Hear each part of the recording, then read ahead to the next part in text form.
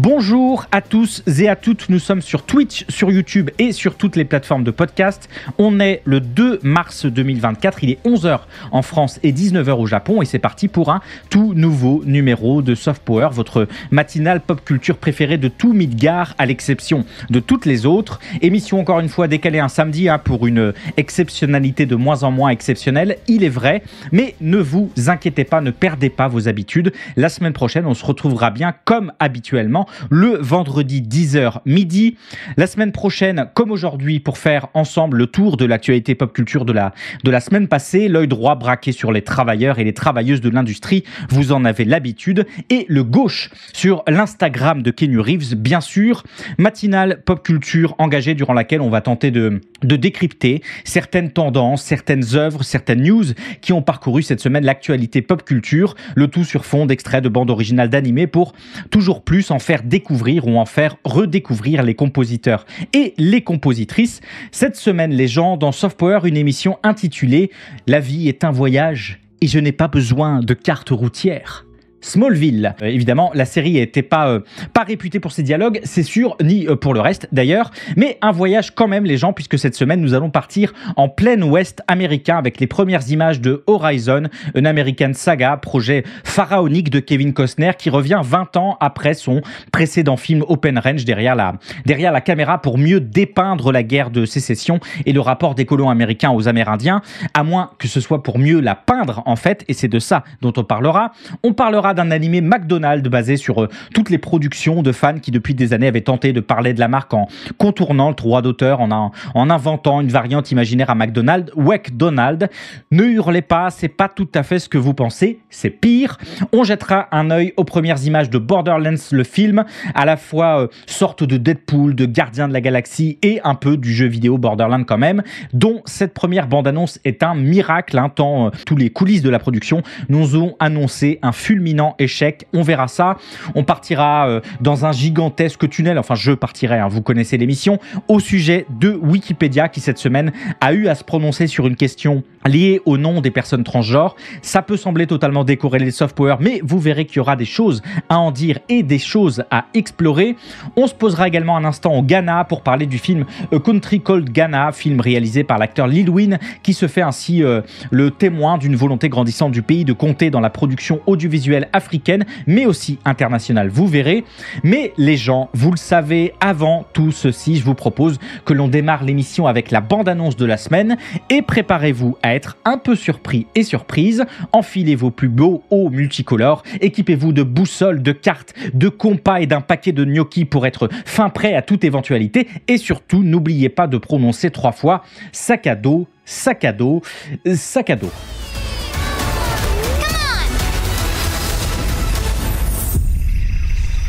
Get ready to explore like never before. With me. And me. And you. This spring, We need your help. 1, 2, 3. Vámonos. swing into action Monkey swing! Monkey fall! Oh, man.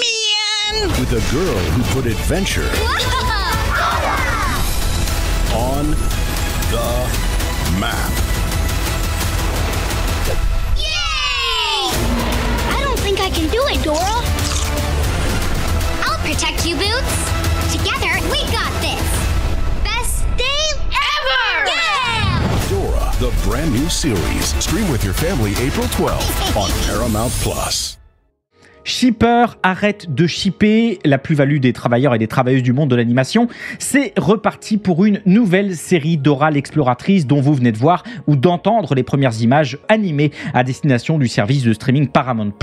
Décidément très engagé depuis des années dans une grande stratégie de relance de franchises d'antan, de Criminal Minds à The Game, en passant par Reno 911, N'appelez pas, Billy Elliot et les 3 millions de séries Star Trek.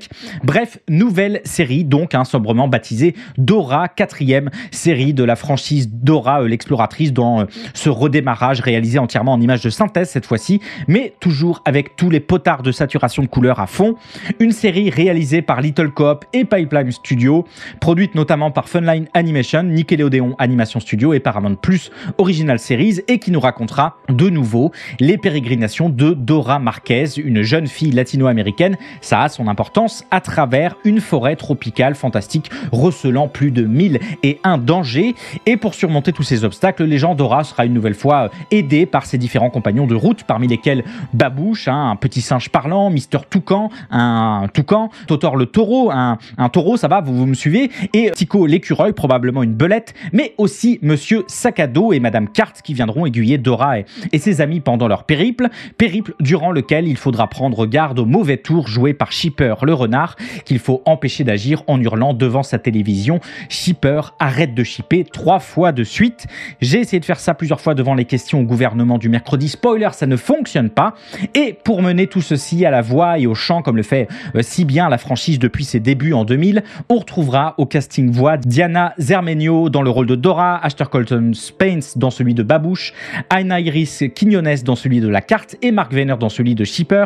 À noter par ailleurs que Kathleen Herz, qui était la voix originale de Dora, interprétera ici la mère de Dora. La boucle est bouclée et le tout sera ponctué par quelques petits changements par rapport à la série originale. Le personnage de la Carte sera féminisé, les épisodes seront raccourcis et désormais coupés en 2 segments avec une petite pause publicitaire entre les deux, histoire de vendre des jouets Dora, j'imagine. Certains personnages ont été un peu modifiés dans leur design, dans leurs vêtements ou dans leur pouvoir magique.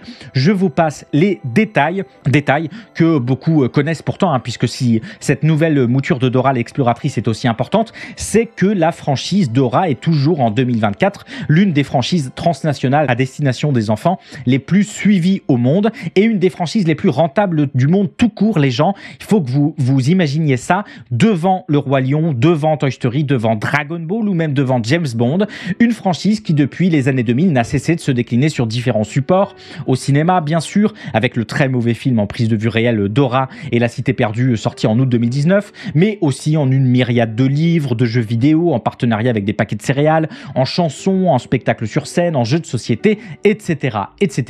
Et évidemment décliné en tout un tas de jouets en tout genre, chez Lego, chez Mattel, chez Fisher-Price et désormais chez Spin Master, qui a signé un accord mondial sur les jouets pour cette nouvelle version de Dora avec Paramount Consumer Products, la branche merchandising de Paramount. Les gars sont très contents. Je vous cite Max Rangel, le président de la direction mondiale de Spin Master. Nos talentueuses équipes de conception tireront parti de leur profonde expérience dans la traduction d'aventures vénérées sur grand... C'est bizarre, j'ai l'impression qu'il y a un bruit de fond. Non, j'entends plus rien. Attendez, je reprends. Blabla, des jouets qui enflammeront l'imagination des enfants d'âge préscolaire et inspireront de nouvelles expériences de jeu. Non, vraiment, je crois qu'il y a un truc où c'est que moi. Bref, les franchises, les gens, les franchises, et c'est loin d'être terminé pour cette année, puisque ce printemps sera également lancé Dora's Recipe for Adventure, un nouveau podcast de Nickelodeon destiné aux enfants d'âge préscolaire, célébrant, nous dit-on, la culture, la nourriture et la famille. Une façon pas très claire de dire que Dora et Babouche vont aller chercher du arroz con huevos dans la forêt. C'est du riz aux œufs. Et ce n'est pas tout, puisqu'on aura également le droit à une série en prise de vue réelle, cette fois-ci toujours chez Paramount+, possiblement dans le courant de l'année également, on verra. Et si Dora l'exploratrice est aussi vivace encore aujourd'hui, c'est qu'elle a durablement marqué la pop culture depuis sa création au début des années 2000, au point de faire d'elle toujours l'une des émissions préscolaires les plus regardées de tous les temps, dans plus de 150 pays et territoires, remportant au passage d'innombrables distinctions, Emmy, Peabody, NAACP, prix de l'association des critiques de télévision, j'en passe, pour une série déclinée dans plus d'une trentaine de langues différentes, puisque c'est aussi l'une des propositions phares de la série que de proposer une forme de bilinguisme, Dora nommant régulièrement des objets dans une autre langue que celle principalement tenue par la série. Il y a quelque chose de très didactique dans Dora, puisque les spectateurs et les spectatrices sont souvent encouragés à apprendre de nouveaux mots ou à mettre en pratique leurs compétences, que ce soit en lecture ou en comptage.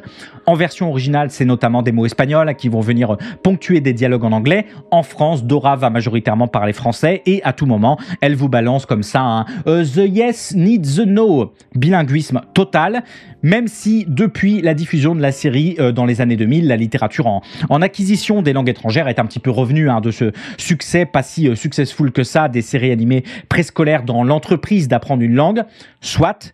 Mais les gens, si Dora est aussi connue, c'est aussi parce qu'elle a été la première série préscolaire majeure à présenter une protagoniste latino-américaine dans un contexte socio-économique de la fin des années 90 et du début des années 2000 où se croisent divers facteurs tels que une croissance économique significative largement drivée par des innovations technologiques, l'expansion de l'industrie du divertissement et la production de nouvelles formes de médias, incluant des émissions de télévision pour les enfants, une mondialisation accélérée qui a permis une plus grande diffusion des cultures et des identités, une évolution de certaines attitudes socioculturelles avec un travail intellectuel important, notamment réalisé sur la question des multiculturalités américaines, mais surtout l'augmentation significative de la population hispanique et latino-américaine aux États-Unis, x4 en 30 ans, devenant ainsi la minorité la plus importante du pays devant la traditionnelle minorité des Noirs américains. Bref, autant de facteurs qui vont amener des médias, et notamment les médias grand public, à répondre à une demande de plus en plus importante des représentations des cultures latino-américaines dans les œuvres audiovisuelles, d'où l'émergence à cette époque de Dora, de Spy Kid, dont on avait déjà parlé ici, mais aussi de figures publiques comme Jennifer Lopez, son album On the Six, c'est 1999, comme Cameron Diaz, etc.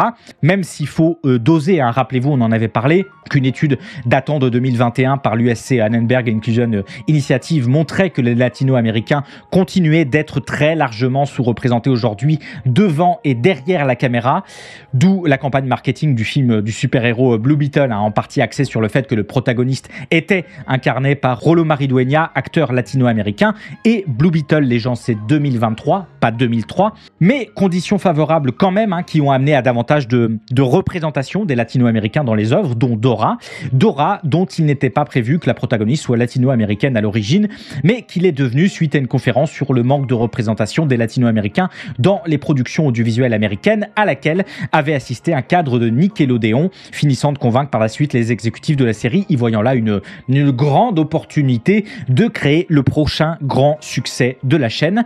Et c'est là, les gens, il me semble que Dora l'exploratrice est un sujet complexe, pensé dès l'origine pour une distribution transnationale. L'étiquette latino-américaine de Dora l'exploratrice, qui peut avoir du sens aux États-Unis, du point de vue de tendance géographique située, tendance historique, culturelle, démographique, est rapidement devenu ce que nombre de chercheurs et de chercheuses ayant travaillé sur ces questions de représentation ont nommé le latinidad, la latinité en français dans le texte, processus par lequel identité et pratiques culturelles latino-américaines sont brassées dans les médias et dans le discours et dans l'espace public. Bref, un ensemble d'images et d'attributs qui sont projetés sur les sujets latino-américains par la culture dominante. Latinité qui, pour Dora, fait de la protagoniste une sorte de personnage latinisé sans réelle origine géographique, sur-homogénéisé, somme à la fois de plusieurs cultures, mais d'aucune en même temps, protagoniste à l'altérité très proche du contexte américain, forme d'hybridité un petit peu anhistorique, au carrefour d'une marchandisation de la culture et d'une exigence réelle de contestation culturelle,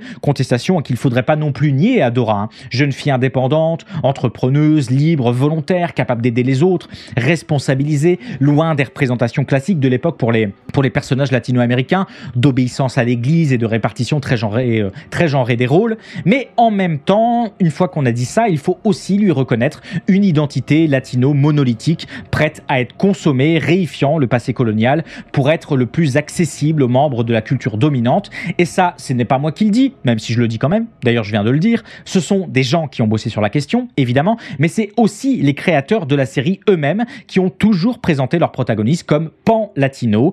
Pan-latinisme largement discutable en soi, en ce que Dora renvoie physiquement très clairement à un héritage hispano-européen et non pas à des racines indigènes et noires, mais soit un pan-latinisme complètement fantasmé dans une série animée où Dora va pouvoir se mouvoir d'un point A à un point B sans entrave, sans se faire contrôler, sans se faire nasser, complètement fantasmé, je vous dis, dont il ne faut évidemment pas préjuger de l'inspiration qu'elle peut provoquer quand même chez beaucoup d'enfants qui verront des points communs avec leur vécu, voire même parfois un peu de contestation. Il faut voir les réactions qui avaient été provoquées par le fait que le dessin animé propose des séquences en espagnol. Vous imaginez pas, rien ne va plus, mi buena señorita. Mais il faut aussi en parallèle ne pas oublier que Dora l'exploratrice est avant tout l'un des meilleurs exemples de marchandisation des pratiques culturelles et des identités latino-américaines, et que ça, les gens, ce n'est pas prêt de s'arrêter.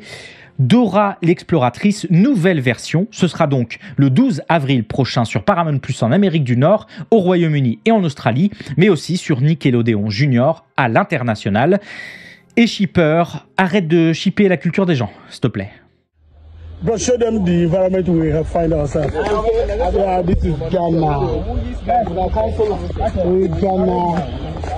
And we are here to make a movie titled A Country Called Ghana. This is my costume. I am playing the character called Emeka.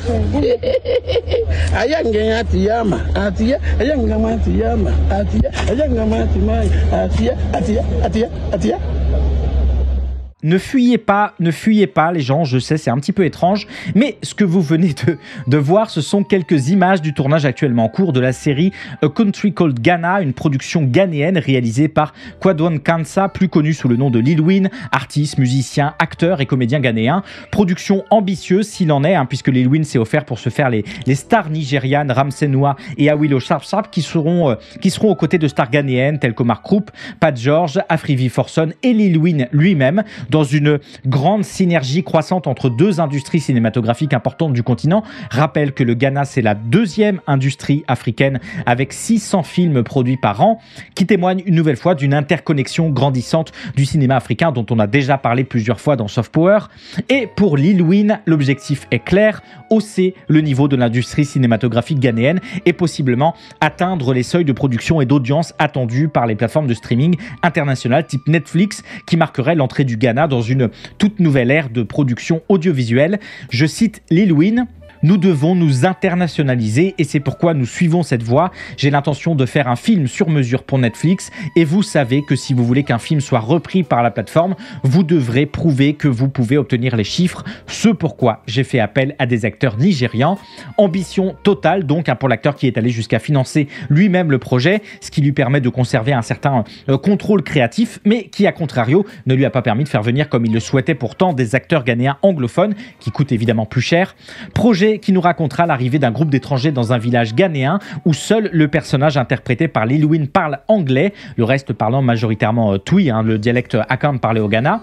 Alors, on n'en sait pas beaucoup plus sur ce projet pour le moment, il est encore en tournage, et évidemment on ne connaît ni la date de sortie, ni la façon dont vous et moi pourrions le découvrir, vous imaginez bien, mais si je vous en parle aujourd'hui, c'est que A Country Called Ghana me paraît être un excellent exemple d'une volonté matérialisée ces dernières années dans le pays de développer l'industrie cinématographique locale, comme en témoigne cette loi qui, dévoilée par le président Nana Akufo-Addo lors d'un discours sur l'état de la nation ce mardi, met en œuvre des allègements de financement du cinéma qui comprennent des exonérations de droits d'importation, des taxes portuaires, mais surtout une belle réduction d'impôts de 20% pour la production cinématographique, ce qui devrait vous rappeler tout un tas d'autres news qu'on a traitées précédemment dans Soft Power. Le tout résumé par le président Akufo-Addo qui a déclaré, je le cite, « Le gouvernement, par l'intermédiaire de la National Film Authority, s'engage à soutenir la production de contenus et de films de classe mondiale, ainsi qu'à accroître l'infrastructure cinématographique au Ghana et par extension sur le continent », ce qui va vous rappeler en effet pas mal d'autres actualités qu'on a pu traiter récemment.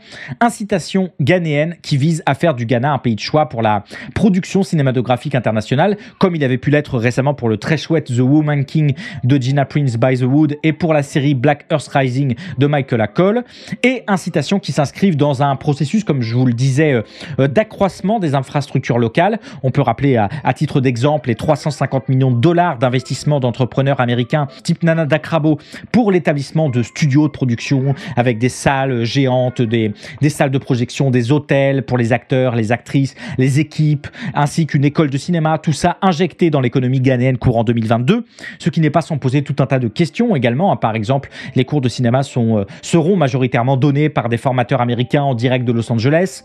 débat complexe que je mets de côté pour cette actualité. Et on peut rappeler aussi cet événement, le Meta Cinema from Africa, rassemblement d'investisseurs, de distributeurs de films, de décideurs politiques, entièrement tourné autour des opportunités de développement des infrastructures cinématographiques du continent africain. Événement qui s'est tenu en novembre 2022 à Accra, au Ghana. Événement qui fait sens lorsque l'on sait, écoutez ça bien, lorsque l'on sait que l'Afrique est le marché cinématographique le plus mal desservi du monde, moins de 1700 écrans sur tout le continent, contre plus de 75 000 en Chine, pour un nombre à peu près équivalent d'habitants. Ça donne une petite idée. Bref, autant d'événements qui au cours de ces 3 dernières années sont venus illustrer une série d'initiatives lancées par la National Film Authority du Ghana, comme la signature d'un accord de partenariat stratégique avec Vox Cinema pour distribuer et projeter des films ghanéens dans les cinémas du Moyen-Orient. National Film Authority du Ghana, représentée par sa CEO Julieta Asantewa Asante, que je vous propose d'écouter un petit peu pour bien comprendre le mood actuel chez les pontes de l'industrie cinématographique ghanéenne. The National Film Authority was birthed to help strategize and lift up the sector and streamline the sector. Okay. So strategy, in a way, is our first mandate. Mm-hmm. So you would see that when we formed, one of the first things we did was to come up with a strategy. And our strategy was to position Ghana as a film and content hub and a shooting destination. Now, the National Film Authority strategy is premised on, I can say, 3 legs, or maybe 2 legs that breaks down further. So I will use the analogy of a tree, where you have maybe the main branch and then it breaks down to branches and all that. That's the best way, one of the best ways I can explain this. Bref, voilà ce à quoi on peut s'attendre dans les prochaines années au Ghana, dans un contexte plus général où les industries cinématographiques et audiovisuelles africaines employaient en 2021, selon un rapport de l'UNESCO, 5 millions de personnes et représentent 5 milliards de dollars de PIB, chiffres dont on estime qu'ils pourront être multipliés par 4 dans les prochaines années, selon ce même rapport. Et les gens, ça tombe bien, puisqu'on continuera de suivre ça dans les futurs numéros de Soft Power. Vous avez vu ça? Une échelle? Malheureusement, mon design ne facilite pas ce genre de... Bon. Qu'on faut y aller. Je vais bien! La légende dit qu'il y a un trésor faramineux caché dans une arche secrète. Et que si vous allez le chercher, vous avez intérêt à être bien accompagné.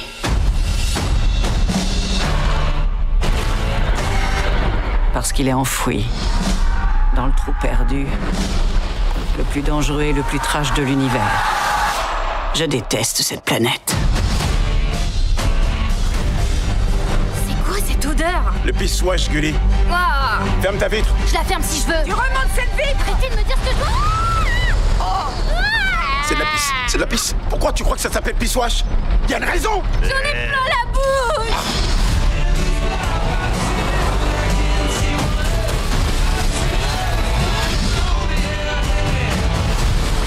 Vous savez combien de gens sont morts en cherchant cette arche? On a un truc de plus que les autres, ma belle. Ah oui? Quoi? On est timbrés.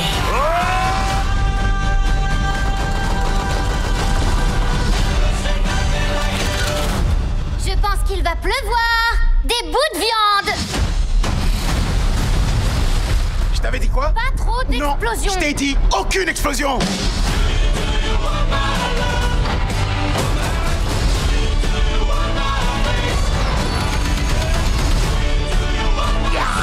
On dégage, les blaireaux! La mienne est plus grosse. Qu'est-ce que tu fais? Bah j'ai pas de flingue. Demande la prochaine fois. Il y en a pas 2 comme toi, t'es à part. Tuez-les tous.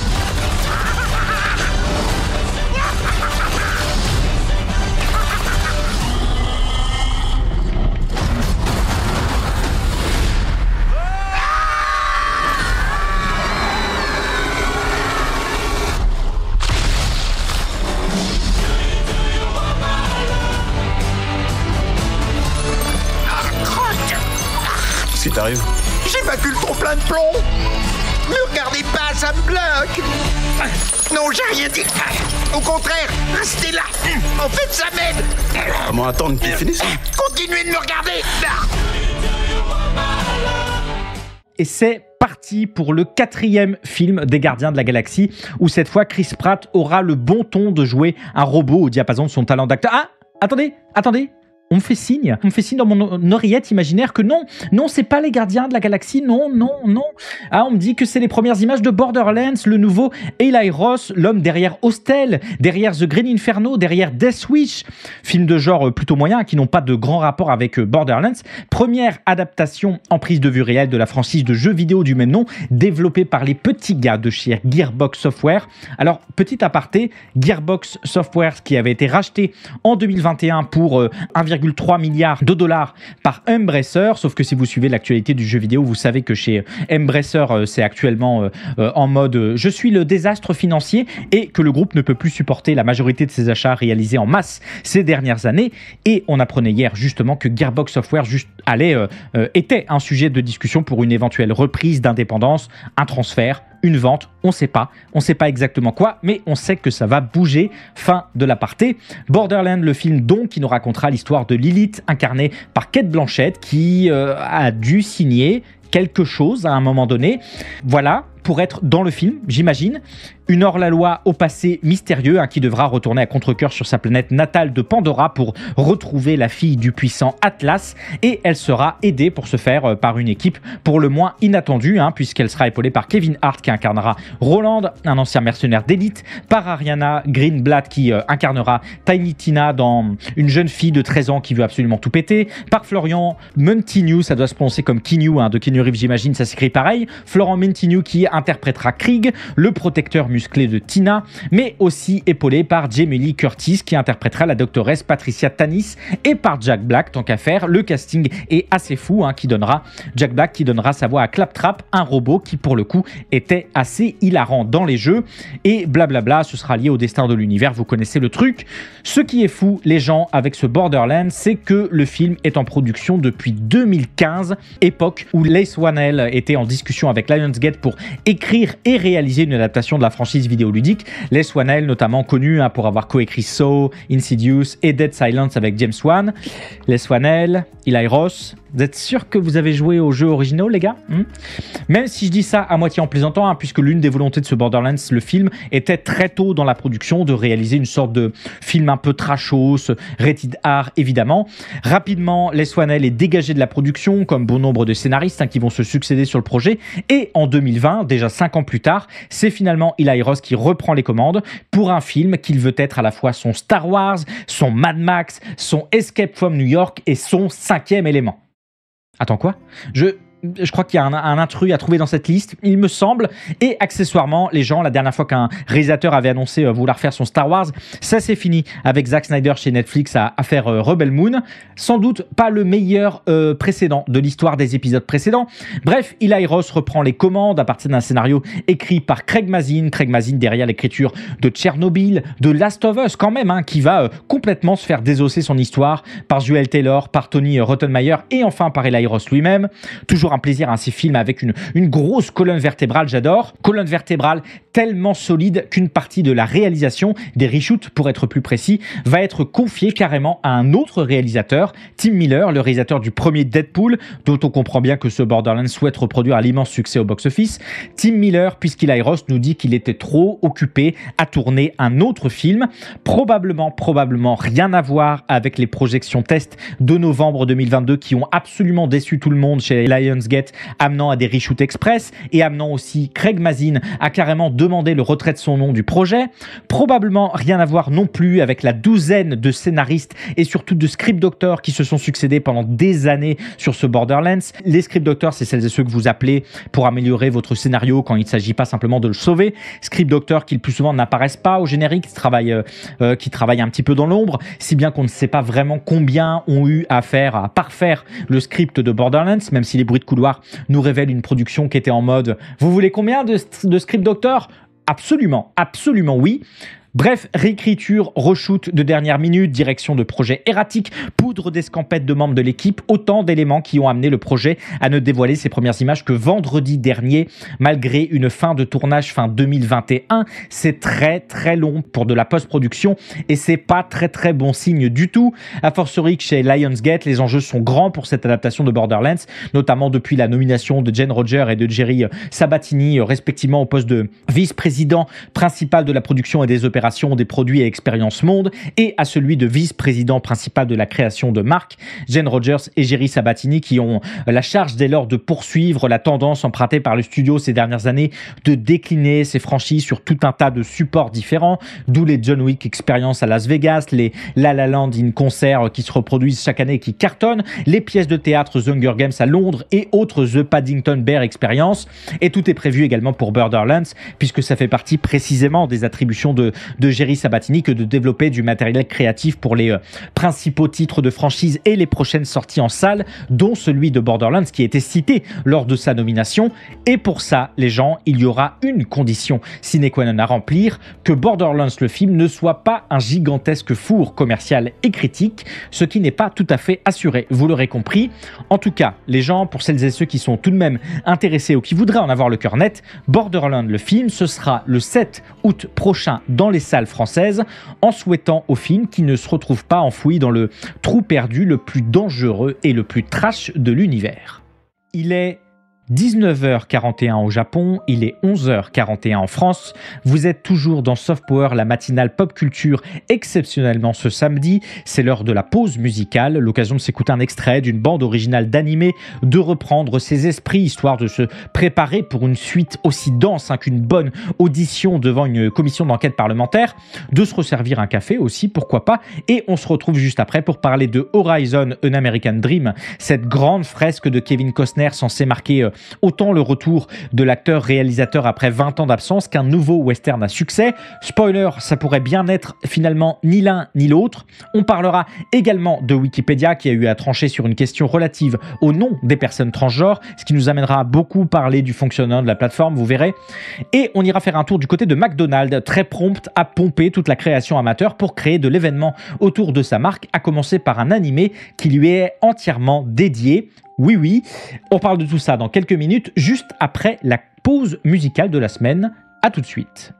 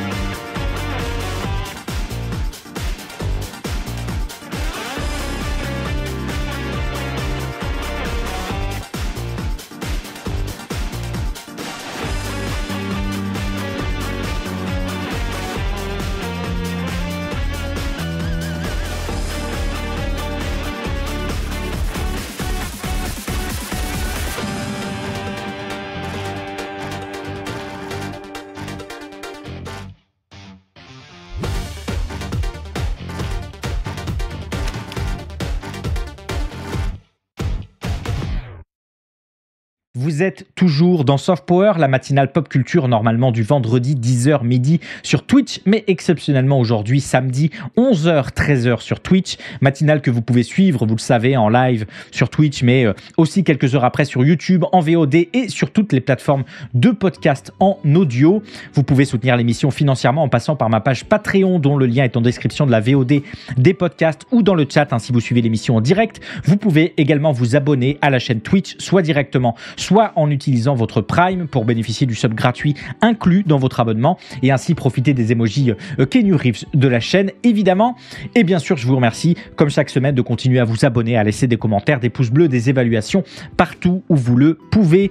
Tous les liens en description, incluant celui vers l'incroyable Discord de l'émission que je vous invite à rejoindre, histoire de passer un bon moment, mais aussi de vous tenir au courant de l'actualité de l'émission, des prochaines sorties, du travail en cours, etc., etc. Vous venez d'entendre la très dansante Lume, extrait de la très chouette bande originale de Urusei Yatsura, réadaptation animée du célèbre manga de Rumiko Takahashi, qui avait déjà connu une adaptation animée dans les années 80, plus connue en France sous le nom de Lamu.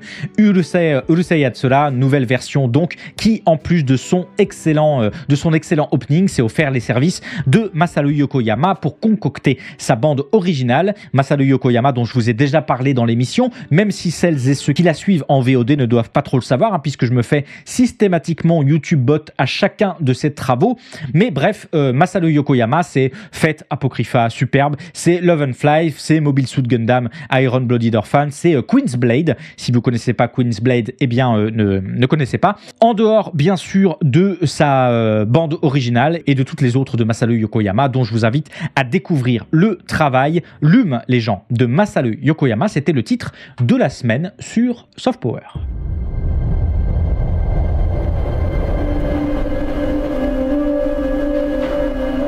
You and I are standing guard on one of the last great open spaces.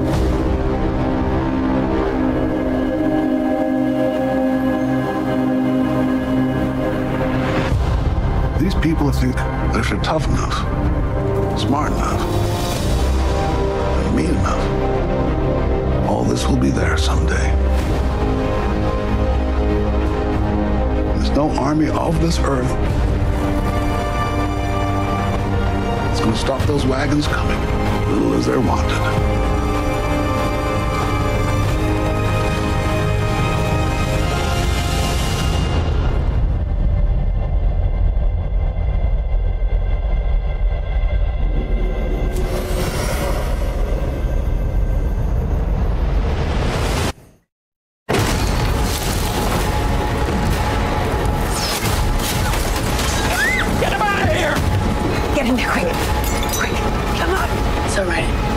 Dad. No.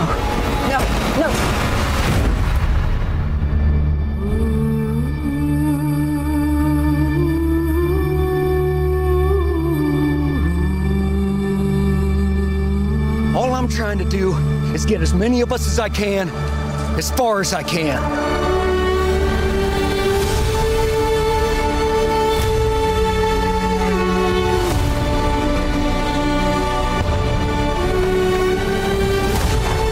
Like to have a drink tonight with someone that knows how to act.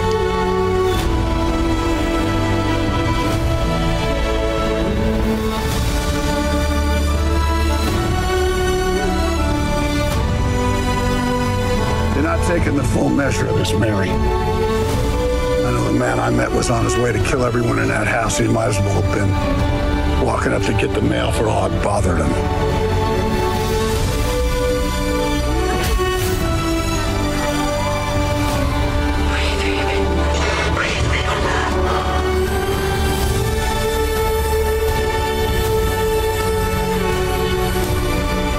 You build, they will burn down.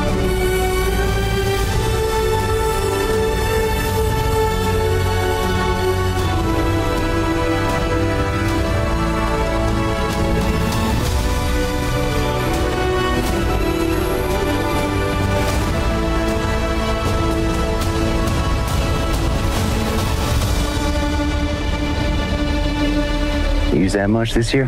Haven't had much need of it yet. Looks like we got ourselves a bad man right here.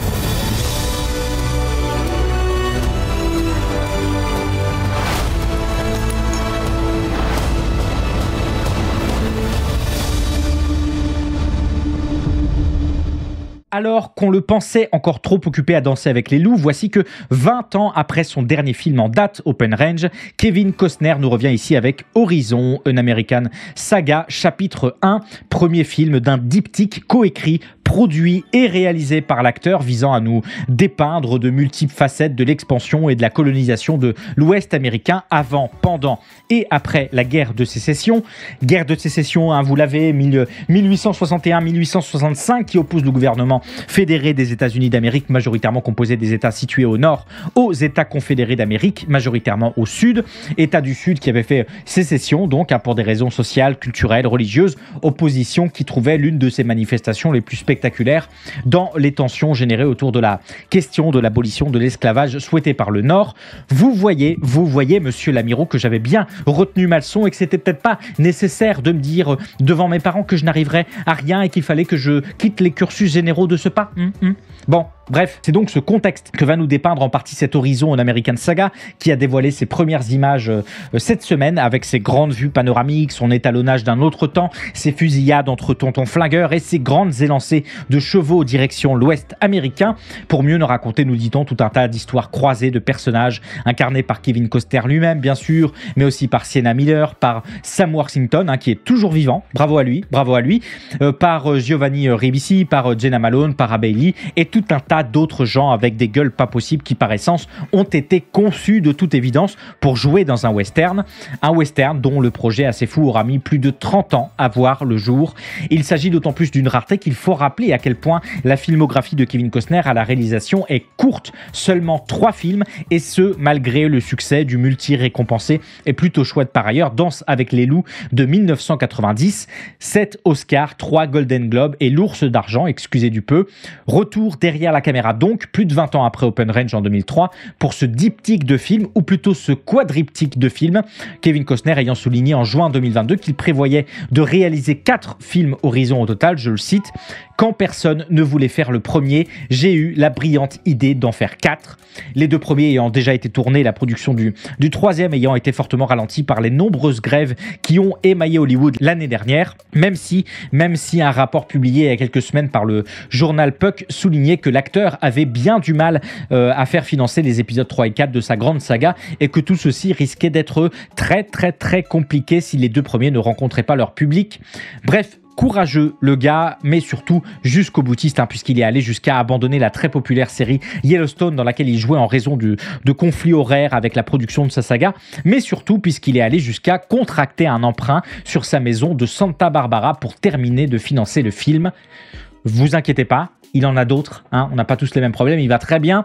Et si Kevin Costner est aussi investi dans son projet Horizon, une American Saga, c'est qu'il a une histoire à raconter, hein, le bougre, ou plutôt des histoires, je le cite. Nous avons beaucoup de westerns qui sont pas bons parce que simplifier cette époque, c'est pas Disneyland, ce sont des vraies vies. Les gens se frayent un chemin, les femmes essaient simplement de garder leur famille propre et nourrie, cela m'attire. J'arriverai toujours à mes fusillades, mais je suis attiré par les petites choses que les gens ont dû endurer.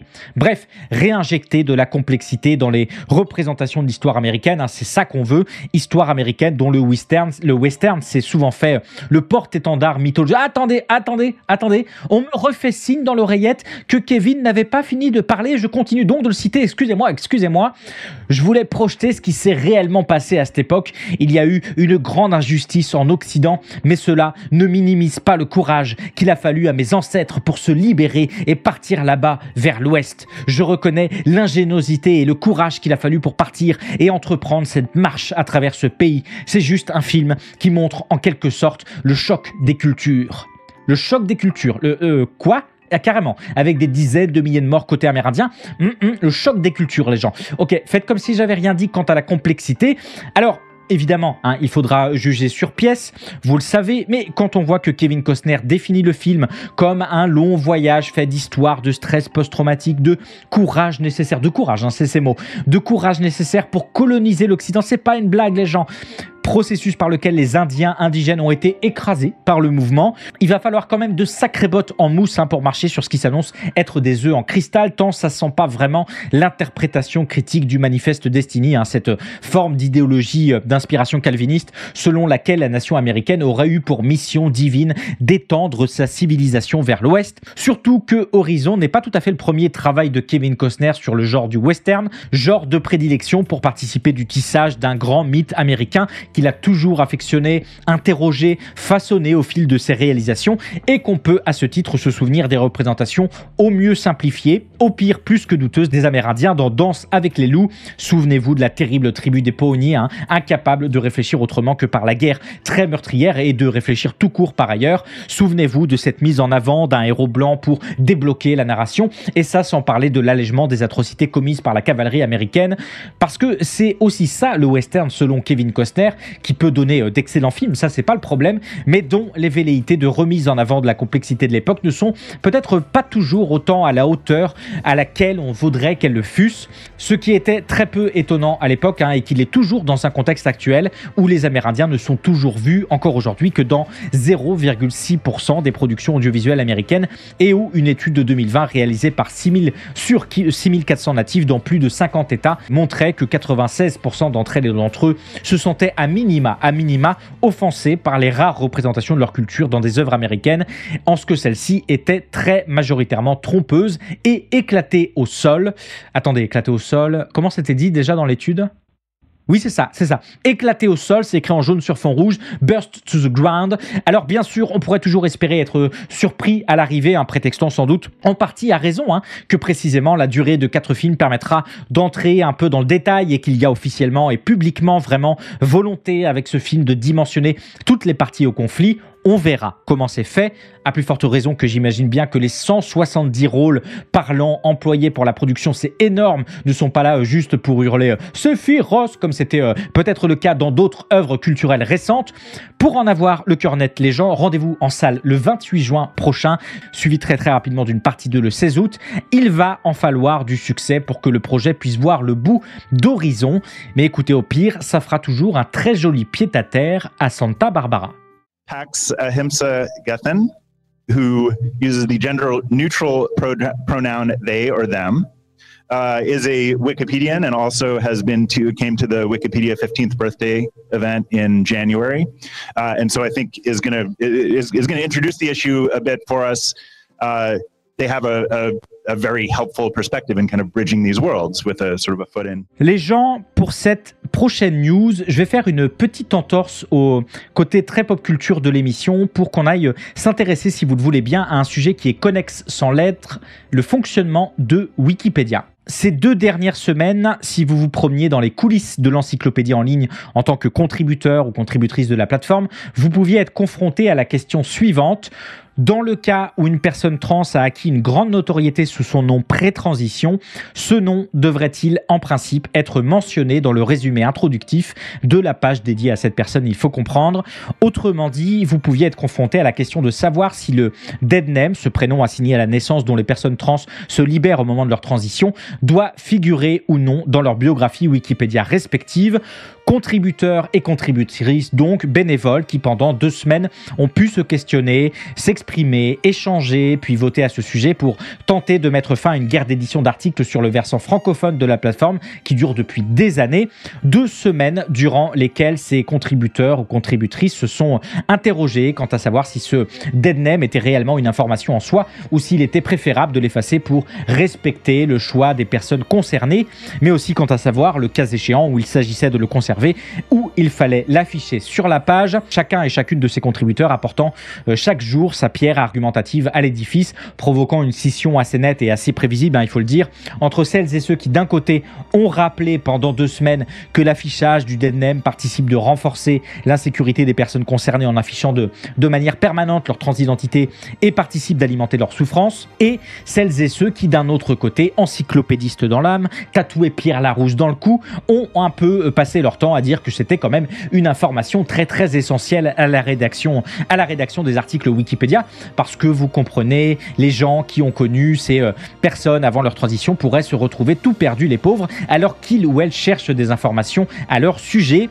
Oui, bon, c'est peut-être pas ce groupe-là qui gagnera la grande finale d'éloquence au Grand Théâtre de Provence, mais quand même des discussions, les gens, ou plutôt des débats qui se sont tenus pendant 2 semaines publiquement dans le plus pur respect des règles de Wikipédia, qui soulignent que, je cite, « Chacun est prié de faire preuve de modération dans l'expression de ses opinions et de se rappeler que Wikipédia n'est pas un forum ni une expérience politique, sauf précisément les gens quand cette expérience est politique, puisque si initialement la discussion et le vote étaient ouverts aux contributeurs et contributrices ayant au minimum 50 contributions sur la plateforme, la participation au sondage s'est dans les faits rapidement retrouvée verrouillée, d'abord littéralement avec la mise en place d'une semi-protection du sondage empêchant tout compte utilisateur non vérifié ou créé depuis moins de 4 jours de participer, notamment parce que le sondage avait beaucoup tourné sur les réseaux sociaux, ce qui, selon les administrateurs et administratrices Wikipédia, le faussait largement, mais verrouillé aussi en ce que de nombreux et de nombreuses contributeurs et contributrices trans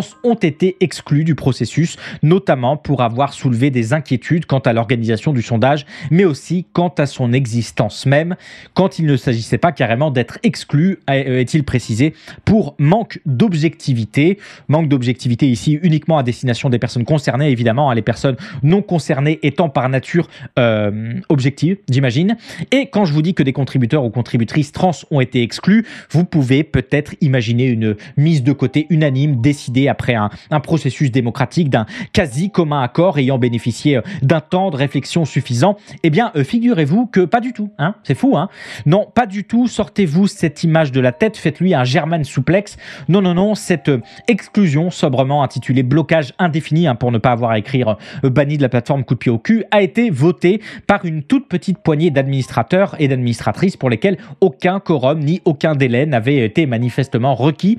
Et c'est seulement une fois ce ménage fait, incluant celles et ceux qui n'avaient pas tout à fait 50 contributions au moment du commencement du sondage et qui avaient majoritairement voté contre l'utilisation du deadname par ailleurs, que le résultat final est tombé ce lundi. 51,8% des 357 comptes participants ont voté pour le maintien du deadname dans les articles sur Wikipédia francophone.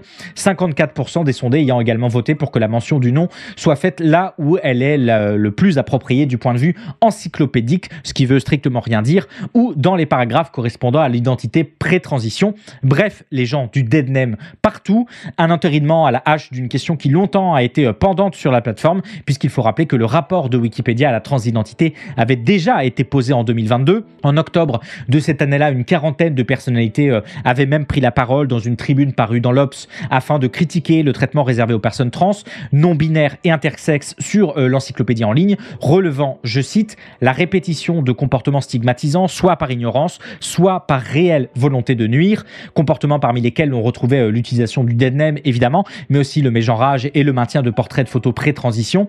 Et le fait, les gens, que rien n'a bougé ni à l'époque ni cette semaine, me semble une nouvelle fois rappeler, si ce n'était encore nécessaire, que Wikipédia, l'encyclopédie en ligne, n'a jamais été une encyclopédie libre, empreinte de collaboration démocratique structurante, poursuivant l'objectif décrit par son cofondateur Jimmy Wales en 2004 de créer un monde dans lequel chaque personne sur la planète aurait libre accès à la somme de toutes les connaissances humaines. C'est pas ça, c'est bien un énième champ de lutte constitué de rapports de force qu'il traverse, comme en témoigne ce cas assez frappant du rapport de la plateforme à la transidentité, a fortiori à la lumière de la tribune de 2022, qui relevait que déjà à l'époque, nombre de contributeurs et contributrices trans avaient été largement intimidés, que nombre de comptes avaient été bloqués indéfiniment, tiens, ça me rappelle quelque chose, ou encore que nombre d'articles critiques du genre avaient mystérieusement popé comme ça en un temps assez court. Mais au-delà de cette question de la transidentité, les gens, Wikipédia a longtemps été et est toujours émaillé d'émanations de ces rapports de force. En témoigne le long travail du collectif Les 100 pages, travaillant à combler le fossé et le biais de genre sur Wikipédia. Collectif rappelant qu'en décembre 2023, Wikipédia en français comptait plus de 560 000 biographies d'hommes contre seulement un peu moins de 139 000 de femmes et que plus de 80% des contributeurs de l'encyclopédie étaient des hommes. Comme en témoignent aussi ces nombreux éditatons, ces événements organisés régulièrement pendant lesquels des contributeurs et des contributrices Wikipédia vont se mettre à créer, à modifier, à améliorer des articles sur un thème précis. Dans le cadre de Wikipédia, très régulièrement pour tenter de penser autant que faire se peut les nombreux biais sexistes, institutionnels, sceptiques et raciaux largement documentés de la plateforme. Biais largement documentés aussi par la plateforme elle-même, ce qui est assez fascinant. C'est par ailleurs là-bas qu'on peut apprendre que le Royaume-Uni, les États-Unis, la France, l'Allemagne et l'Italie sont à l'origine de 45% des modifications apportées aux articles Wikipédia et que les Pays-Bas, à eux seuls, comptent plus de modifications à leur actif que toute l'Afrique réunie, ce qui est assez virant et révélateur en même temps des rapports de force constitutifs d'une certaine vision du monde, dont Wikipédia se fait ainsi le reflet, mais des rapports de force dont témoignent aussi et peut-être surtout ces très nombreux exemples de modification des articles Wikipédia à des fins économiques, sociales ou politiques. Souvenez-vous, les gens, souvenez-vous de ce travail du journaliste Vincent Bresson qui révélait que parmi les membres les plus actifs d'une cellule de campagne en ligne pour le compte du parti Reconquête d'Éric Zemmour pendant l'élection présidentielle de 2022, l'on retrouvait notamment un contributeur Wikipédia ultra zélé avec 176 000 modifications au compteur. C'est énorme. Contributeur qui à lui seul avait effectué 30% de toutes les modifications de la page du candidat sur la plateforme, ce qui n'est pas rien. Rappelle que la page d'Éric Zemmour, c'est juste la page la plus consultée de 2021 en France. Modifications apportées entre autres à la page de Zemmour qui avait selon les membres de la cellule un objectif très clair, zemmourifier le web, d'où des batailles d'édition permanentes pour remettre en cause la pertinence de classer le candidat à l'extrême droite, avec la mise en avant comme source du discours de certains politologues qui définissaient le candidat comme droite hors les murs. Apparemment ici, pas de frontières, ça arrangeait. Bataille d'édition aussi dans l'ajout à une photo de Pétain et de Laval sous Vichy d'une légende soulignant que leur responsabilité dans la Shoah était sujette à débat. D'accord. Alors, évidemment, si parfois ces éléments de langage sont passés même temporairement dans ce qui est l'élection présidentielle, une large course contre la montre, là, non, quand même, les autres contributeurs ont trouvé toutes ces modifications coïncidentes à minima un petit peu curieuses et le contributeur en question avait été à l'époque confronté. A-t-il été exclu pour autant? Non, bien sûr. Il a plaidé la bonne foi, mécanique assez classique sur Wikipédia. Et comme ça faisait 15 ans qu'il contribuait énormément au projet, il est reparti tranquillement avec un petit whiz MSN derrière la tête de la part de ses collaborateurs. Sans doute qu'il manquait pas assez d'objectivité ou qu'il était super encyclopédique. C'était l'un ou l'autre, je ne sais pas. On pourrait aussi parler les gens de la mairie de Levallois-Perret, plus grosse contributrice à l'article sur Patrick Balkany. Et c'était plus pour documenter les pas de danse du bonhomme que ses affaires en justice, vous imaginez bien. On pourrait parler des travaux de Jan Grabowski et de Chirac Lane qui, en 2023, avaient publié un article dans le Journal of Holocaust Research dans lequel ils déclaraient avoir découvert une distorsion systématique et intentionnelle de l'histoire de l'Holocauste sur le Wikipédia anglophone cette fois-ci, montrant qu'un petit groupe d'éditeurs avait réussi à imposer un récit marginal sur les relations entre la Pologne et les Juifs, et ce sur tout un tas d'articles, quand ce ne sont pas les gouvernements eux-mêmes qui s'y mettent, comme le gouvernement iranien qui a largement, en ce début d'année 2024, travaillé méthodiquement à consolider sa présence sur l'encyclopédie en farsi, en supprimant notamment les textes liés aux violations des droits de l'homme. Et je peux aussi vous parler des longs débats de 2022 sur la page récession de la plateforme, lieu d'une bataille sans précédent entre démocrates et républicains américains, mais aussi de tous les débats qui ont lieu autour des massacres perpétués sous les régimes communistes. Vous connaissez, on a exactement les mêmes ici. Puis, on peut penser aussi aux nombreux débats qui ont eu lieu au moment de l'assaut du Capitole par des partisans de Donald Trump en janvier 2021. De nombreux contributeurs et contributrices s'étant écharpés pendant des jours sur la façon dont il fallait définir cet événement comme une protestation, une émeute, une insurrection, une tentative de coup d'État. On peut aussi penser aux débats qui ont eu lieu à l'occasion du Gamergate en 2014, cette série de polémiques qui a rapidement débouché sur une campagne de harcèlement sexiste contre des femmes journalistes et développeuses du jeu vidéo. Débat qui portait sur la façon précisément de classer politiquement les membres du Gamergate, de nombreux contributeurs qui s'en revendiquaient, refusant largement les étiquettes d'alt-right ou d'extrême droite américaine. Sans doute un hasard, que quelques années plus tard, les grandes figures du mouvement se soient tournées officiellement vers l'alt-right avant de soutenir publiquement la campagne de Trump. Sans doute un hasard. Et cette question des rapports de force, les gens qui participent de la construction de Wikipédia traversent jusqu'au cofondateur de l'encyclopédie, puisque Larry Sanger, qui a lancé le projet aux côtés de Jimmy Wales avant d'aller soutenir à son tour Donald Trump, décidément, et avant de lancer un Wikipédia de la vraie liberté véritable d'expression expressive sur blockchain tout claqué qui a disparu aussi vite qu'il est arrivé, ce Larry Sanger attaque directement et régulièrement désormais Wikipédia, accusant la plateforme d'être désormais un bastion de la gauche politique, notamment parce que la page sur Obama est beaucoup plus sympa que celle sur Trump. C'est pas une blague. publier cet homme dans la revue Nature, s'il vous plaît. Il a des choses à dire. Larry Sanger, qui par ailleurs ces dernières années a trouvé un soutien de taille en la personne d'Elon Musk, qui 2 ans après avoir loué le cadeau pour l'humanité, qui était ou qui est encore Wikipédia, dans lequel il a d'ailleurs investi, est vite revenu sur ses propos après que la plateforme a également documenté les actions plus que douteuses du roi des puces dans la tête quant à sa gestion de Twitter et surtout quant à son mystérieux blocage de comptes de journalistes qui travaillaient sur lui. Un hasard de calendrier, sans doute là aussi, je ne sais pas. Bref, selon eux, Wikipédia aurait perdu de son objectivité et serait désormais aux mains des journalistes mainstream.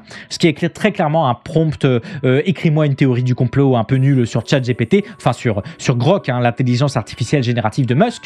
Bref, les gens des rapports de force qui par ailleurs ne sont pas uniquement à visée purement politique, puisqu'en 2020 par exemple une expérience menée par des économistes italiens et allemands avait participé de mettre en avant l'impact économique de la plateforme en révélant que quelques simples modifications d'une page Wikipédia pouvaient générer des dizaines de milliers d'euros par an de revenus touristiques supplémentaires pour de petites villes en Espagne, puisque c'est à ce propos que des expérimentations avaient été réalisées, et des rapports de force qui touchent aussi à la question de la vérifiabilité de Wikipédia, à celle des sources des informations où certains médias sont poussés, validés un temps, considérés comme fiables et parfois dévalidés par la suite, comme le média politique ultra-conservateur américain Breitbart qui en 2018 avait été retiré des références possibles pour des questions factuelles, un an après qu'a été également retiré le tabloïd britannique Daily Mail.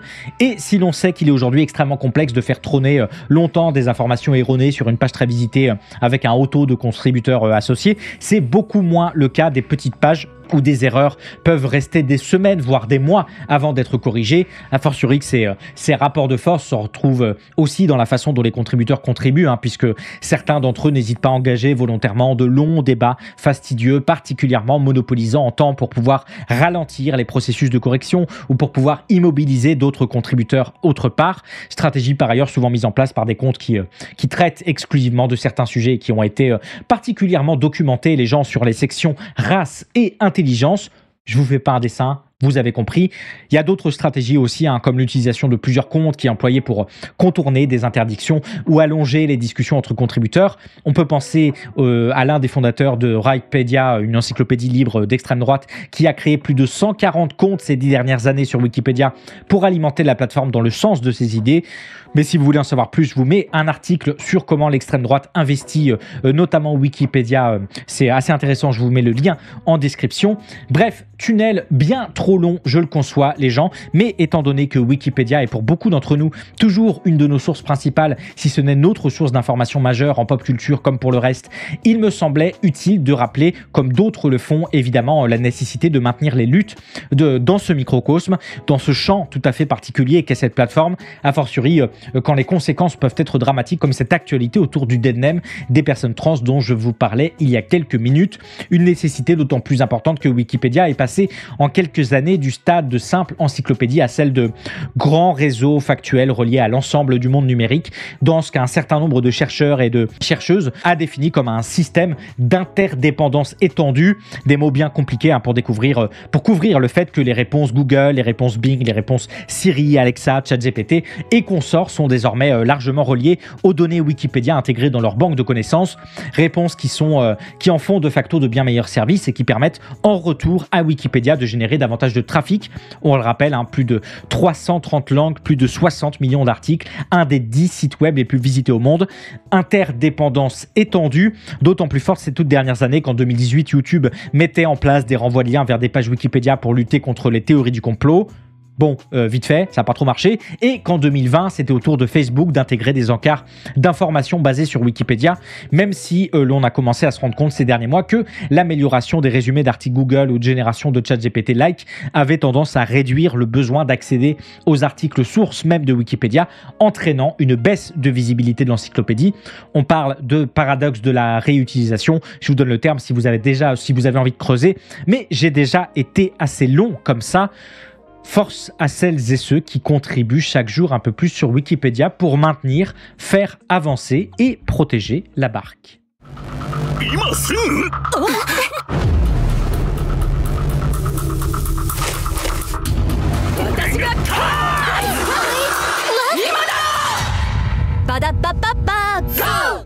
Les gens, mais qu'est-ce que c'est que cette fritasse? Ça, c'est probablement ce que vous vous êtes dit devant les premières images de cette mini série Wekdonald. Wekdonald, des amateurs et amatrices de manga et d'anime que vous êtes peut-être, connaissent bien. C'est le pendant droit d'auteur free de la marque McDonald's dans bon nombre de productions audiovisuelles japonaises, largement employées pour contourner les problématiques de droit d'auteur.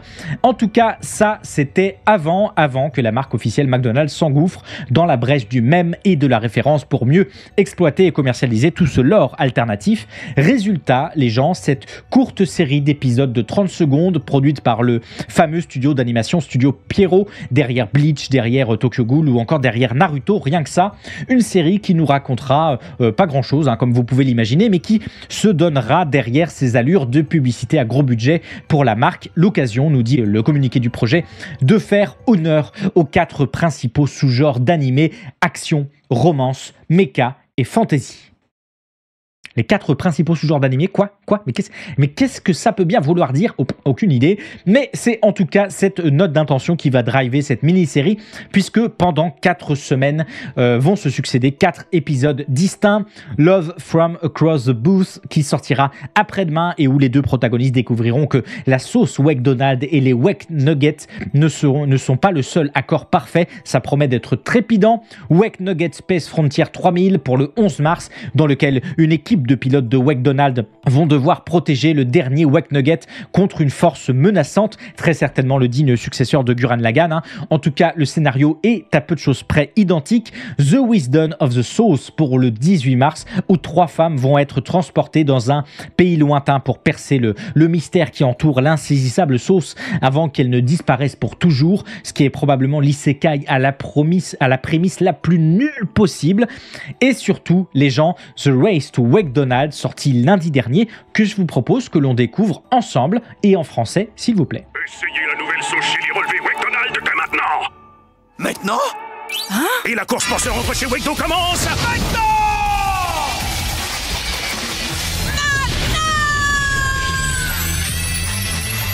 Je vais gagner!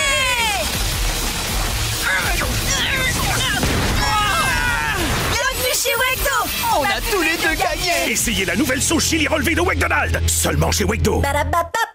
Bon, les gens, faire honneur aux 4 sous-genres principaux de l'animation japonaise, on rappelle, pour celles et ceux qui écoutent l'émission en podcast, on vient de voir grosso modo 2 personnages faire la course pour tenter d'obtenir la nouvelle sauce chili relevée de Wekdonald, course qui les amène à déclencher les 8 portes de la malbouffe et à littéralement enjamber des enseignes Sprite, course qui se termine évidemment par au fait, c'est marrant, il y a des sauces pour nous 2 en fait, parce que on est à McDo en fait.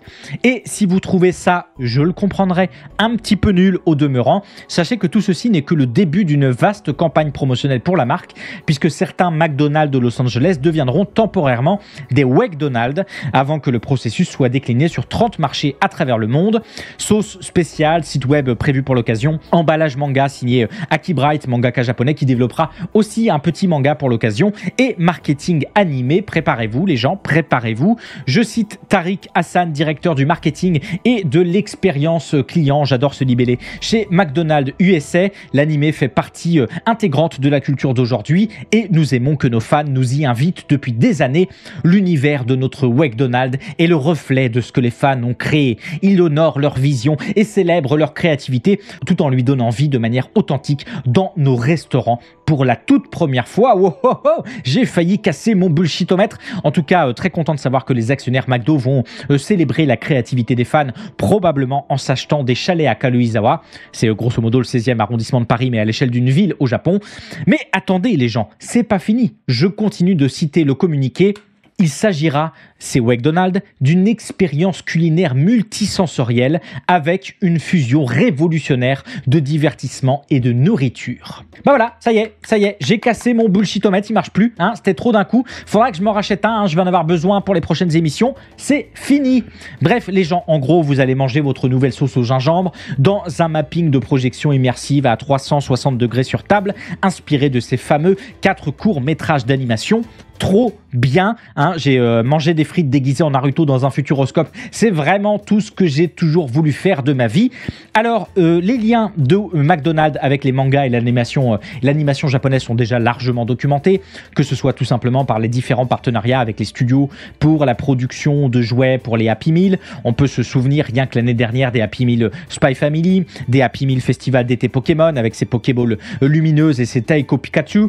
Mais il faut aussi souligner que ces dernières années, les liens se sont encore renforcés avec des campagnes d'envergure comme cette grande collaboration avec One Piece en avril de l'année dernière, avec tout un panel de burgers développés pour l'occasion, avec toutes les tasses et sacs de l'enseigne redesignés à l'effigie des personnages du manga, et aussi tout un jeu de piste en réalité augmentée mis en place dans chaque enseigne pour trouver le One Piece, le fameux trésor, peut-être un CDI à temps plein, je sais pas. Mais même chose peu ou prou pour une collaboration avec Niji Sanji, le grand studio de VTubers et de VTubeuses dont on avait déjà parlé dans Soft Power il y a quelques semaines. Et bien sûr, si vous êtes comme moi au Japon, vous l'avez sans doute vu passer en fin d'année dernière, McDonald's Japon avait lancé une grosse vague de promotion animée sur les réseaux sociaux, sorte de courte publicité animée par le brillant artiste Uratia, le tout sur fond de musique lo-fi, effet nostalgique et rétro parfaitement assumé. C'est plutôt sympa et ça ressemblait à ça.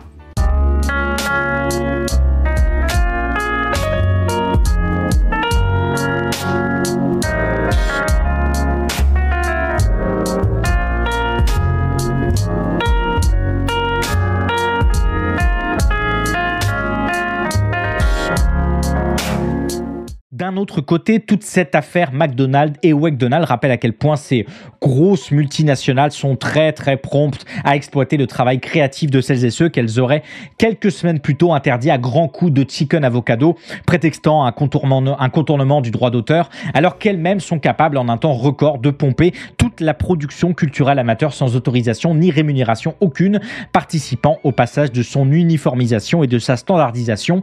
Oui, Disney, c'est aussi à vous qu'on pense vis-à-vis de l'univers étendu de Star Wars en partie pompé pour mieux carrément être au bout du compte entièrement décanonisé. Merci à vous. Bref, les gens, préparez-vous à ce que McDonald's soit désormais une marque solide chez McDonald's qui permettra à l'avenir à la firme de contrôler en partie le giron de la production amateur. Je spécule un peu, mais jusqu'à maintenant, l'émission m'a souvent donné raison. La confiance est de mon côté. Et dans tous les cas, pour celles et ceux que ça intéresse, McDonald's, les lumières sur la table, les sauces épicées goût gingembre et la fritasse de lendemain de cuite, ce sera dans une trentaine de McDonald's à travers le monde dès ce mois-ci. Bon appétit à tous et à toutes. En tout cas, moi, j'irai pas la papa.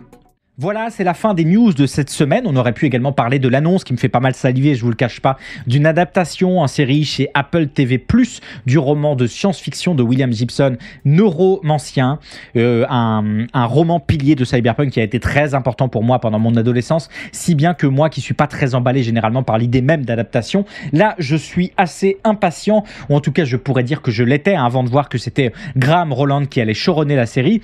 Graham Roland que vous connaissez peut-être pour avoir bossé sur les très moyennes Obama, Darkwind, Almost Human et Jack Ryan pour le compte d'Amazon. Et pour avoir écrit notamment l'épilogue de Lost, la série, mais là il y était pour rien, il y avait déjà une énorme fumée noire dans le fruit. Bref, on verra pour Neuromancien. On aurait pu parler aussi de cette application sur laquelle Warner Music a annoncé travailler pour capitaliser sur le potentiel encore largement inexploité des superfans dans l'industrie musicale. On en a parlé plusieurs fois dans l'émission. Il y a progressivement une tendance qui se dessine dans l'industrie musicale mondiale de proposer de nouvelles structures de financement qui s'appuieront sur ces superfans, ces fans un petit peu plus investis que d'autres, de façon à en tirer plus de revenus en leur proposant du contenu exclusif et notamment en monétisant bien davantage que maintenant le parasocial, considéré par beaucoup de tenants de l'industrie comme encore largement sous-monétisé. Tout cet argent qui va repartir dans les poches des artistes, évidemment, ça va être fou. On aurait pu également reparler du film Roadhouse, les gens. Vous vous souvenez, vaste film de bourre-pif entre Jake Gyllenhaal et Conor McGregor, le tout sous la caméra de Doug Liman. On en avait déjà parlé dans l'émission, notamment quant au rapport tendu qui pouvait exister entre les équipes du film qui voulaient une exploitation en salle et Amazon, largement productrice de ce remake de Roadhouse, qui voulait en fermer la sortie à sa plateforme de streaming Prime. Eh bien, c'est pas tout, puisqu'on a appris cette semaine dans The Hollywood Reporter que le film était aussi au cœur d'une bataille juridique menée par le scénariste du film original, qui estime être, en vertu d'une disposition légale, le véritable ayant droit du film original, et qui argue notamment que toute la production se serait dépêchée, intelligence artificielle générative à l'appui, et au passage contre les conventions collectives en cours, notamment avec le syndicat des acteurs et des actrices d'Hollywood, de boucler le film rapidement, et ce afin de jouer sur les délais de transfert des droits. Je vous passe les détails, mais il y a définitivement quelque chose qui sent mauvais avec la production de ce film. Il y a aussi tout un tas d'histoires autour de magouilles des équipes du film qui auraient cherché à contourner le contrat d'Amazon pour obtenir un plus gros financement et une sortie en salle. Bref, ça pue. On aurait pu revenir également sur ce qui se passe en ce moment chez Rockstar, qui a pondu un bel ordre de retour au bureau de ses travailleurs et de ses travailleuses afin de terminer le développement de GTA 6 et de limiter les failles de sécurité, nous dit-on. Décision évidemment largement critiquée par le syndicat Workers Union de Grande-Bretagne dans un contexte où l'année dernière 170 travailleurs et travailleuses de chez Rockstar Games Royaume-Uni avaient signé une pétition pour s'opposer à l'obligation de travailler 3 jours au bureau. Bon, on comprend bien que tout ceci est une large affaire de contrôle des travailleurs et des travailleuses, autant pour des questions de sécurité que de temps de travail, puisqu'on imagine facilement que de longues plages de crunch vont être apposées un peu partout, et ça sans parler des conséquences dramatiques sur de nombreuses vies de famille. On avait parlé dans Software d'à quel point le développement même de ces super productions induisait ce genre de comportement, hein, malgré toutes les promesses des exécutifs de tel ou tel studio déjà pris la main dans le sac. Certains et certaines avaient eu de l'espoir pour GTA 6. Il semble qu'il faudra aussi le doucher de ce côté-là, comme on l'avait largement pressenti ici. Force aux travailleurs et travailleuses de chez Rockstar, hein, qui n'ont pas fini d'y passer des mauvais moments. Voilà, on aurait pu aussi parler du fait que Mary Poppins, le film de 1964 de Robert Stevenson, a vu sa classification d'âge élevée par le British Board of Film Classification près de 60 ans après sa première sortie. C'est un peu absurde, en raison d'un langage discriminatoire, notamment vers les premiers habitants de l'Afrique australe, une reclassification qu'on avait déjà pu voir à l'œuvre pour Star Trek, le film de 1979, ou La folle escapade de Martin Rosen de 1978, et ça rejoint un peu ce qu'on avait pu dire sur les modifications des romans de James Bond l'année dernière, donc je vous invite à réécouter l'émission, ça doit être la 3e ou la 4e. On aurait pu parler du fait que la plus grande base de données d'animés au monde, en termes d'entrée et d'utilisateurs MyAnimeList, commencera prochainement à fournir les datas de ses utilisateurs et utilisatrices à diverses entreprises japonaises afin d'éclairer leurs futures décisions commerciales et autres tactiques de marketing. En plus d'être totalement éclaté, préparez-vous à manger encore plus d'isekai dans les prochaines années, ça va être trop bien.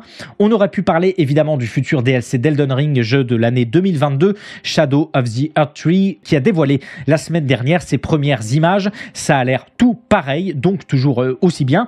On aurait pu parler du deuxième Festival international du film d'animation de Niigata, qui a l'air beaucoup trop bien et qui démarrera le 15 mars prochain au Nippon Hall de Niigata. On aurait pu parler des centaines de travailleurs et de travailleuses qui vont être licenciés prochainement chez Vice Media. On aurait pu parler des As d'or de cette année où le jeu de société Trio est reparti avec le Grand Prix. Ça a l'air simple, ça a l'air malin, ça a l'air très très cool. On aurait pu parler de l'IGN Creators Guild, un syndicat dirigé par les travailleurs et travailleuses de chez IGN, enfin reconnu comme tel par la société mère. Force à eux, évidemment. On aurait pu parler des Césars 2024 qui ont plutôt été à la hauteur du MeToo du cinéma qui a lieu en ce moment, grâce notamment à celle qui bouge les lignes en ce moment à ce sujet. Important discours de Judith Godrèche également, qui appelle à de vraies mesures tout de suite pour travailler en sécurité. Le chemin est encore long, mais les marcheuses solides. Et on aurait pu parler de la réalisatrice franco-sénégalaise Mati Diop, qui a remporté l'Ours d'or de la 74e Berlinale avec son documentaire Dahomey. Voilà, on aurait pu parler encore de tout un tas d'autres choses. Il y avait pas mal de sujets cette semaine, mais on aura l'occasion probablement d'en reparler plus tard dans les prochains numéros de l'émission. En attendant, les gens, je vous propose de passer tranquillement aux recommandations de cette semaine. Le soleil se lève sur Midgard.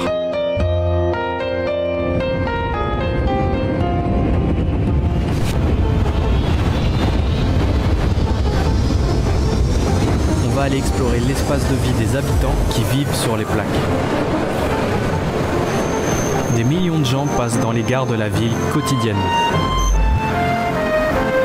En surface, on voit un drôle de mélange urbain. Entre les gratte-ciel, les autoroutes aériennes, les bâtiments en briques, Les pubs sur écran géant sous un ciel capricieux. Les beaux quartiers résidentiels pour les plus privilégiés. On trouve même de vieilles églises. Et des réserves. Vous le savez, on en avait parlé dans l'émission. Cette semaine est sorti le très attendu Final Fantasy VII Rebirth, deuxième épisode d'une trilogie de jeux vidéo travaillant à refondre entièrement l'original Final Fantasy VII, jeu absolument culte de la fin des années 90 et qui dit sortie événementielle dit beaucoup de vidéos sur le sujet chez tout un tas de créateurs et de créatrices de contenu. Et si beaucoup se contentent de tests et de previews du jeu, la sortie de Final Fantasy VII Rebirth a aussi été pour d'autres l'occasion de proposer quelque chose d'un peu différent, comme cette très chouette vidéo de la chaîne Musubi qui s'intéresse à dresser un parallèle entre Midgar, ville emblématique du jeu original, et la ville au Japon. Et tout ça est d'autant plus passionnant qu'il ne s'agit pas tant de décrire cette comparaison que de la montrer, puisque dans sa vidéo, Angelo, le vidéaste derrière Musubi, va vous guider à travers une ville japonaise comme il vous guiderait à travers Midgar, à moins que ce soit l'inverse. Très chouette vidéo, injustement peu vue, alors n'hésitez pas à aller donner de la force, la visite en vaut largement la chandelle. La Famicom. La majorité de ces supports ne doivent pas évoquer grand chose pour une partie d'entre vous, et c'est bien normal.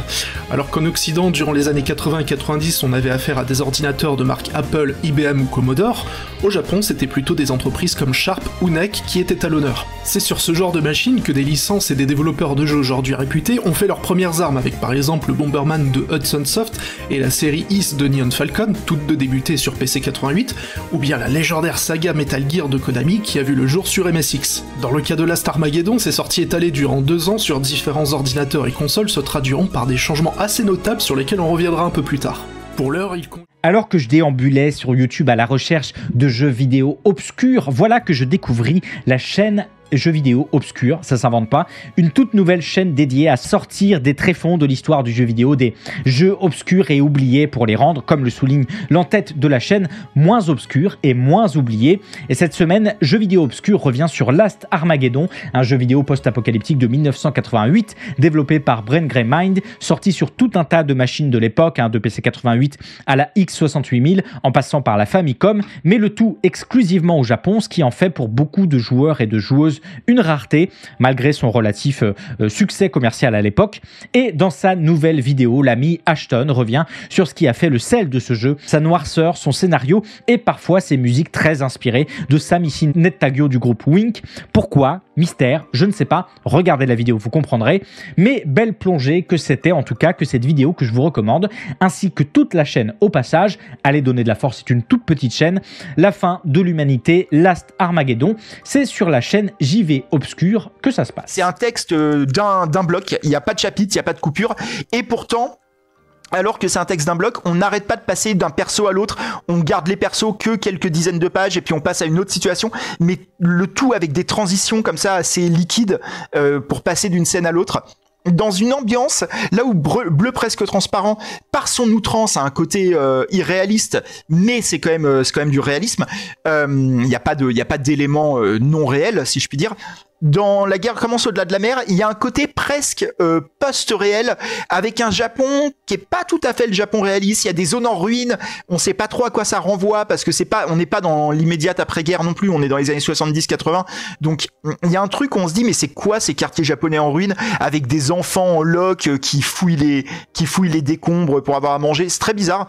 Donc cette semaine, la chaîne Survivre la nuit, que je vous avais déjà présentée dans Soft Power, décide de quitter ses étagères manga qu'elle analyse habituellement pour s'intéresser à l'œuvre de Ryu Murakami, scénariste, réalisateur, mais surtout romancier, un japonais connu pour ses œuvres explorant avec la froideur du style qui le caractérise, la nature humaine dans souvent ce qu'elle a de plus sombre et le Japon dans ce qu'il peut avoir de plus violent, de plus capitaliste, de plus glauque et outrancier, et dans son rapport aussi trouble aux États-Unis. Et si vous ne connaissez pas ou pas bien l'auteur, ça tombe bien puisque pour mieux en parler, la chaîne Survivre la nuit fait le tour d'une sélection d'œuvres qui l'ont marqué, des bébés de la consigne automatique à la guerre commence au-delà de la mer, en passant par le brillant bleu presque transparent. Le titre est magnifique. Il n'y en aura pas forcément pour tous les goûts, étant donné la ligne qu'a suivi et que suit encore Ryu Murakami dans ses œuvres, mais il y en aura bien assez pour plonger dans toute la psyché d'un monument de la littérature japonaise. Ryu Murakami, une noirceur japonaise, c'est sur la chaîne Survivre la nuit que ça se passe. 分が始めたての時はなんとなくで結構描いちゃっていたんですけど、アニメーターにおいては建物が描けなきゃいけないとか、パースを理解してないといけないとか、あとは乗り物とか生き物とか、人体の動きであったりっていうのを把握して演技とかカットに生かさなきゃいけないっていうのはすごく求められるスキルだったので、すごくもう何でもいちいち調べたりとか観察したりっていうのをすごくその重要性みたいなものを教わりました。なので今でも何かを書く時とか表現する時には自分がどういうものを書いてるかっていうのを調べたりとかは結構欠かさずやるようになって癖になってるなって思いますね。Comme la semaine dernière, il n'y a pas eu d'émission Soft Power, j'avais un peu manqué l'occasion de vous présenter ce qui est pour moi l'une des toutes meilleures chaînes en lien avec le Japon. Et puis, après y avoir bien réfléchi, je me suis dit qu'on n'était pas à quelques jours près et qu'il n'y avait pas forcément, il n'y avait pas vraiment de bon moment pour faire découvrir une petite perle des productions YouTube avec la chaîne Archipel. Archipel, c'est une chaîne YouTube de courts documentaires sur les artistes et créateurs japonais, voguant entre interviews, portraits et moments purement contemplatifs. L'émission donne la part belle aux beau dans tous les sens du terme. Et la semaine dernière, c'était l'artiste Mai Yoneyama qui était à l'honneur. Mai Yoneyama qui a ouvert une journée durant les portes de son atelier à l'équipe d'Archipel. Mai Yoneyama qui se raconte à travers ses illustrations, son rapport à ses process de dessin, son rapport à la direction de l'animation, son rapport au temps, à l'inspiration, aux expositions qu'elle a pu donner. Bref, une petite et très belle entrée dans son univers. C'est ce que vous propose Archipel, comme l'émission le propose si bien à chaque fois. Définitivement toujours un plaisir à découvrir.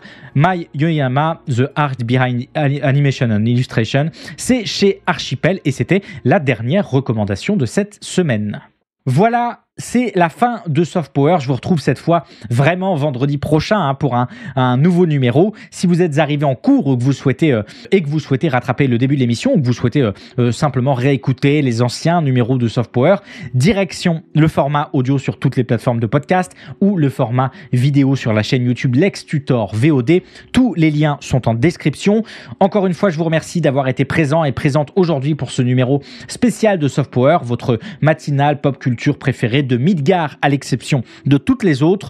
On se retrouve la semaine prochaine, cette fois enfin en temps, en heure, en tout ce que vous voulez pour un tout nouveau numéro de l'émission. Et en attendant, regroupez-vous. Allez, ciao!